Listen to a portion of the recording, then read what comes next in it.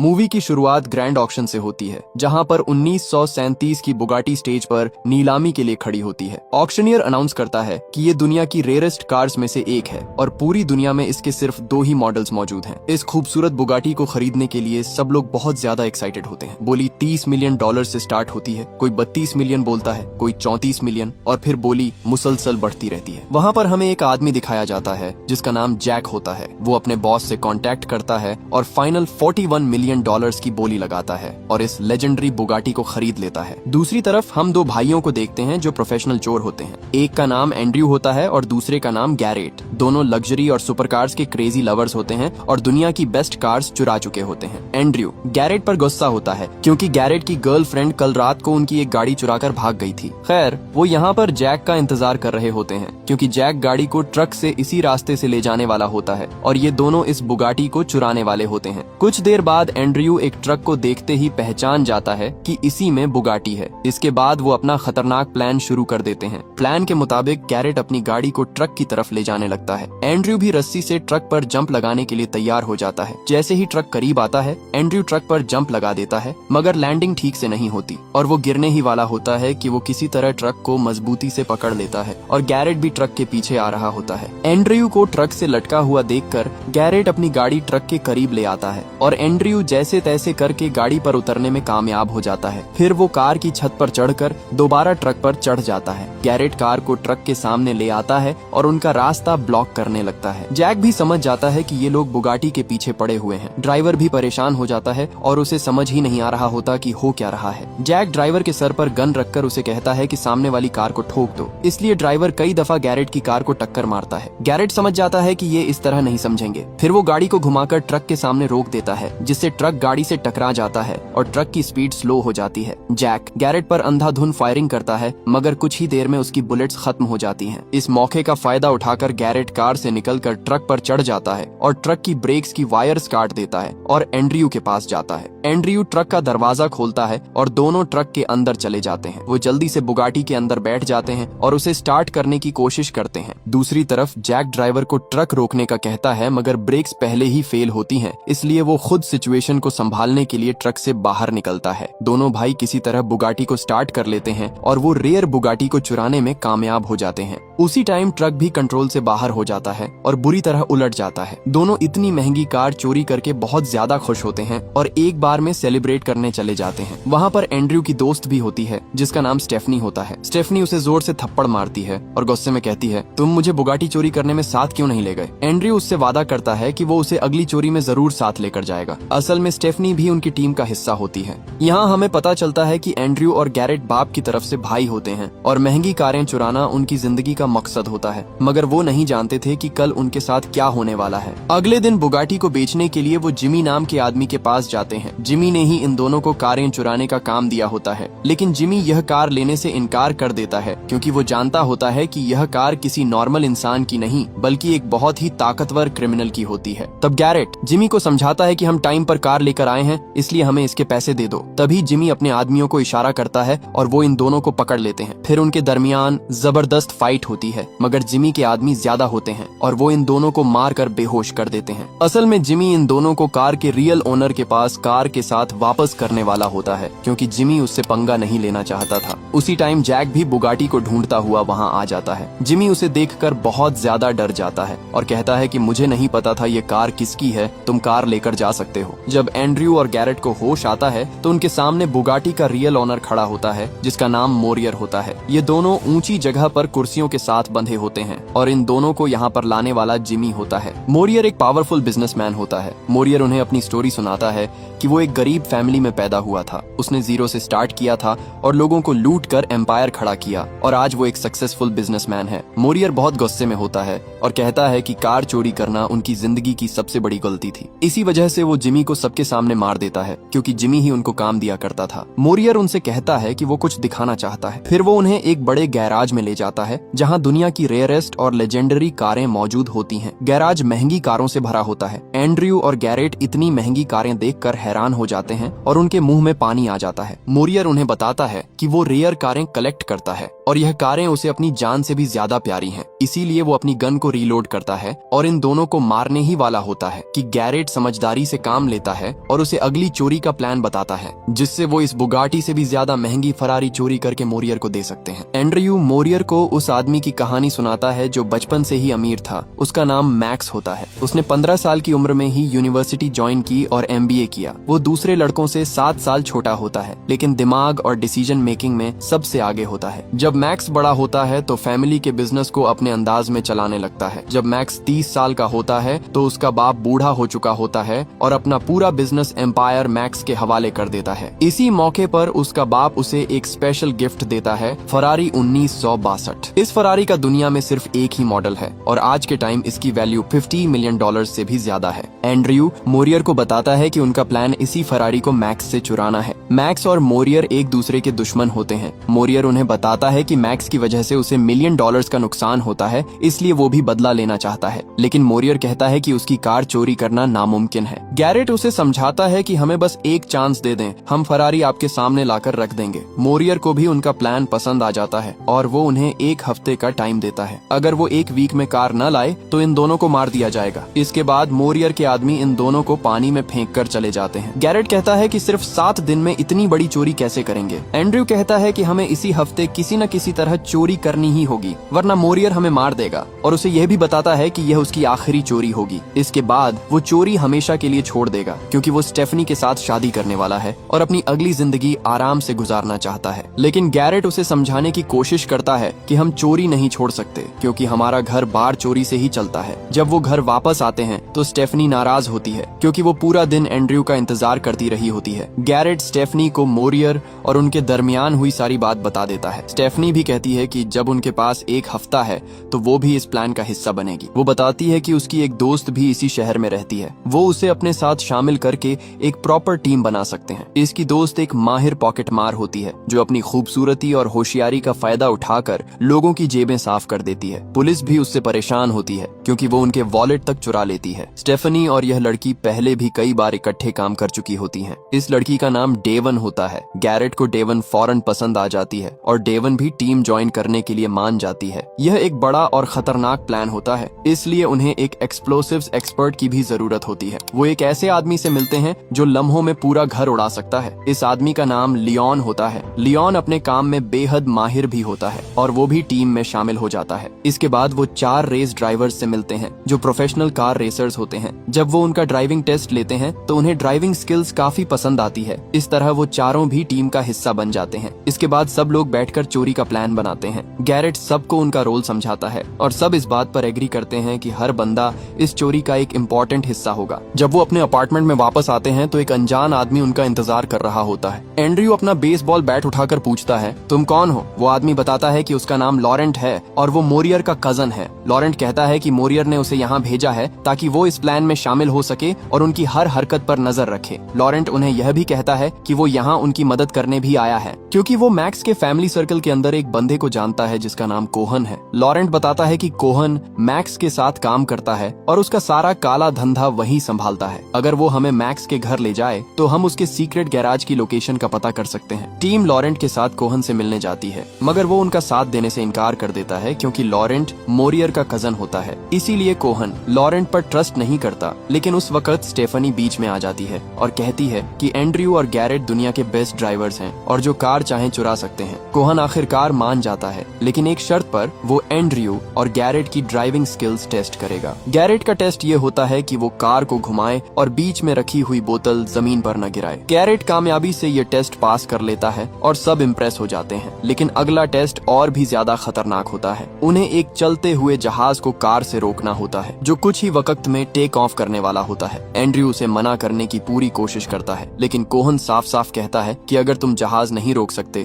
तो मैक्स को भूल जाओ। एंड्रयू ये बात रेडियो पर गैरेट को भी बताता है और वो टाइम वेस्ट किए बगैर जहाज की तरफ जाने लगते हैं। जैसे ही वो एयरपोर्ट की तरफ बढ़ते हैं, पुलिस उनका पीछा शुरू कर देती है, क्योंकि गाड़ियों का एयरपोर्ट के अंदर एंटर होना अलाउड नहीं होता। मगर एंड्रयू और गैरेट अपनी जबरदस्त ड्राइविंग स्किल्स की वजह से पुलिस की गाड़ियों को एक एक करके क्रैश कर देते हैं और फुल स्पीड में सीधा रनवे पर पहुंच जाते हैं। गैरेट अपनी कार को जहाज के सामने ले जाता है और कार की छत ओपन कर देता है। है। पायलट जहाज को टेक ऑफ करने ही वाला होता है कि गैरेट कार को जहाज के इंजन से टकरा देता है। जोरदार ब्लास्ट के बाद जहाज का इंजन पूरी तरह तबाह हो जाता है और जहाज टेक ऑफ नहीं कर पाता। इस तरह दोनों भाई ये टेस्ट कामयाबी से पास कर लेते हैं। कोहन उनकी परफॉर्मेंस देखकर शॉक्ड हो जाता है और उनकी ड्राइविंग देखकर मान जाता है कि ये लोग वाकई प्रोफेशनल्स हैं। फिर कोहन उन्हें बताता है कि यह जहाज और एयरपोर्ट सब मैक्स का है। वो उनसे कहता है कि बेहतर यही होगा कि तुम लोग खुद मैक्स से मिल लो, वरना मैक्स अपने आदमियों को भेजकर तुम्हें जबरदस्ती उठवा लेगा। इस एडवाइस पर वो सीधा मैक्स के मेंशन पहुंच जाते हैं। मैक्स उन्हें देखकर कहता है, क्या तुम जानते भी हो कि तुमने किससे पंगा लिया है, और यह भी कि तुम लोगों ने मेरा कितना महंगा प्लेन तबाह कर दिया है। गैरेट जवाब देता है कि अगर आप हमारे साथ काम करें तो आप इससे कहीं ज्यादा कमा सकते हैं। हम आपको दुनिया की सबसे एक्सपेंसिव और रेयर कार्स चुरा कर दे सकते हैं। एंड्रयू भी पूरे कॉन्फिडेंस के साथ बात करता है और मैक्स को मनाने की कोशिश करता है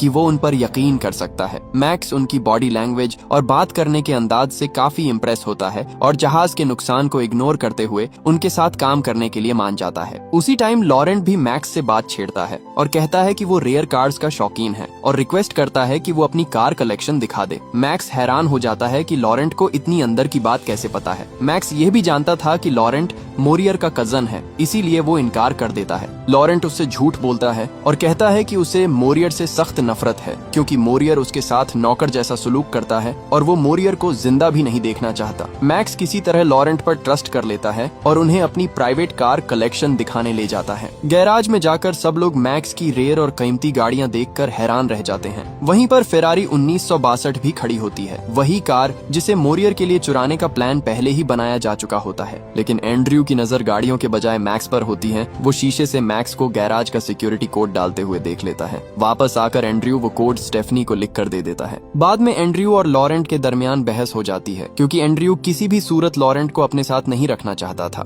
उसे डर होता है कि लॉरेंट कहीं मैक्स और उनके दरमियान होने वाली डील मोरियर को न बता दे। जब वो सब वापस अपार्टमेंट पहुंचते हैं तो वहाँ 2 इंटरपोल ऑफिसर्स उनका इंतजार कर रहे होते हैं। वो बताते हैं कि वो यूरोप में रेयर कार्स की चोरी की इन्वेस्टिगेशन कर रहे हैं और हर केस में सिर्फ 2 भाइयों का नाम सामने आता है, जो कि आप दोनों हैं। जाते जाते वो वार्निंग देते हैं कि अगली बार वो उनके खिलाफ सबूत के साथ आएंगे। पहले तो सिर्फ मैक्स और मोरियर उनके पीछे थे, मगर अब इंटरपोल भी इन दोनों भाइयों के पीछे लग चुकी है। इसके बाद एंड्रयू और गैरेट आपस में बात करते हैं। एंड्रयू परेशान होता है क्योंकि यह पहली बार है कि उसे किसी बड़ी टीम पर डिपेंड करना पड़ रहा है। गैरेट उसे समझाता है कि अपनी टीम पर ट्रस्ट रखो, हम इस मुसीबत से निकल जाएंगे। दूसरी तरफ स्टेफनी मार्केट में शॉपिंग करने के लिए जाती है। अचानक जैक खामोशी से उसके पास आ जाता है और उसे किडनैप करने की कोशिश करता है और कहता है कि बिना आवाज निकाले उसके साथ चलो। स्टेफनी समझदारी से काम लेती है। वो जानबूझकर एक एप्पल चुरा लेती है। जैसे ही दुकान वाला आदमी उससे एप्पल लेने के लिए आता है, स्टेफनी सिचुएशन का फायदा उठाती है और वहाँ से भाग जाती है। इसी भाग दौड़ में एक और आदमी सामने आ जाता है और मिलकर स्टेफनी को पकड़ लेते हैं। दूसरी तरफ एंड्रयू और गैरेट भी कहीं जा रहे होते हैं, मगर उनके सामने मोरियर के आदमी आ जाते हैं और उन पर फायरिंग करने लगते हैं। वो दोनों गुंडों से बचकर जब घर आते हैं तो डेवन उन्हें बताती है कि मोरियर ने स्टेफनी को किडनैप कर लिया है। ये सुनते ही एंड्रयू का गुस्सा आउट ऑफ कंट्रोल हो जाता है। वो बिना किसी डर के मोरियर के घर पहुंच जाता है। वो जैक को भी बुरी तरह पीट देता है,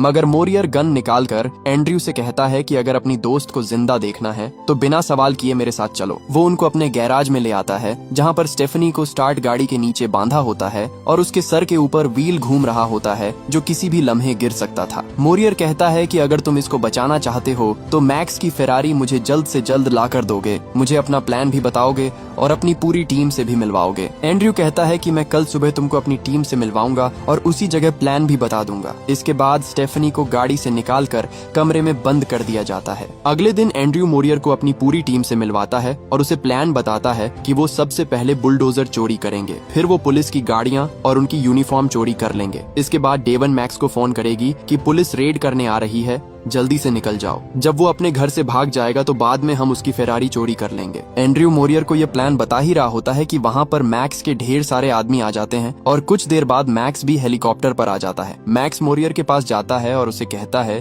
कि मुझे मालूम है तुम मेरी गाड़ी चुराने वाले हो, चाहे तुम्हारा जो भी प्लान है मैं तुमसे 10 कदम आगे हूँ। ये कहकर मैक्स वहाँ से चला जाता है। मोरियर को मैक्स पर बहुत ज्यादा गुस्सा आता है और वो एंड्रयू से कहता है कि कल इसकी टीम मैक्स की फरारी चुराएगी और कल वो इसी जगह पर गाड़ी लेने आएगा। मोरियर लॉरेंट को टीम पर नजर रखने का कहता है। रात के टाइम एंड्रयू, गैरेट और लॉरेंट बैठकर बातें कर रहे होते हैं कि अचानक वही दो इंटरपोल ऑफिसर्स वहां आ जाते हैं। ऑफिसर्स को शक होता है कि यह लोग कोई बड़ी प्लानिंग कर रहे हैं। ऑफिसर्स उन्हें धमकी देते हैं कि उनकी नजर हर वक्त इन पर है। सिचुएशन हैंडल करने के लिए एंड्रयू लॉरेंट से फेक फाइट शुरू कर देता है ताकि ऑफिसर्स को लगे कि यह लोग एक दूसरे को पसंद नहीं करते। एंड्रयू फुल फोर्स के साथ लॉरेंट को पंच मारने लगता है। ऑफिसर्स बीच में आ जाते हैं और इस तरह उनकी लड़ाई खत्म होती है। लॉरेंट के साथ जो कुछ हुआ होता है उसके गुस्से में वो स्टेफनी पर हाथ उठाता है, लेकिन स्टेफनी अपना माइंड यूज करती है और बड़ी चालाकी से उस रूम की चाबी चोरी कर लेती है जहां उसे बंद किया गया होता है। अगले दिन मोरियर उस जगह की तरफ जाता है जहां उसने एंड्रयू के साथ मैक्स की कार चुराने के लिए मीटिंग फिक्स की होती है, लेकिन वहां पर अचानक ऑफिसर्स आ जाते हैं और मोरियर से सवाल पूछने लगते हैं। दूसरी तरफ एंड्रयू की पूरी टीम चोरी करने के लिए तैयार होती है। यहाँ हमें पता चलता है कि असल में ये लोग मैक्स की नहीं बल्कि मोरियर की रेयर कार्स चुराने वाले हैं और ये सारा गेम मैक्स के साथ मिलकर खेला जा रहा है। वो सब बस में बैठकर मोरियर के घर जाने लगते हैं। दूसरी तरफ स्टेफनी उस रूम से निकल जाती है और आहिस्ता आहिस्ता सिक्योरिटी रूम तक पहुंच जाती है। वो सिस्टम को हैक कर लेती है और वो जानती थी कि टीम यहाँ पहुंचने वाली है, इसलिए वो इमरजेंसी अलार्म ऑन कर देती है। गार्ड्स को लगता है कि घर के अंदर कोई घुस आया है, इसलिए वो सभी घर के अंदर तलाशी लेने लगते हैं और स्टेफनी चुपके से घर से निकल जाती है। इसी वक्त एंड्रयू और उसकी टीम भी वहाँ पहुँच चुकी होती है और स्टेफनी अंदर से मेन गेट को ओपन करती है और पूरी टीम मोरियर के घर में घुस जाती है। लियोन फौरन गैराज के दरवाजे पर बम लगाता है और चंद सेकंड्स में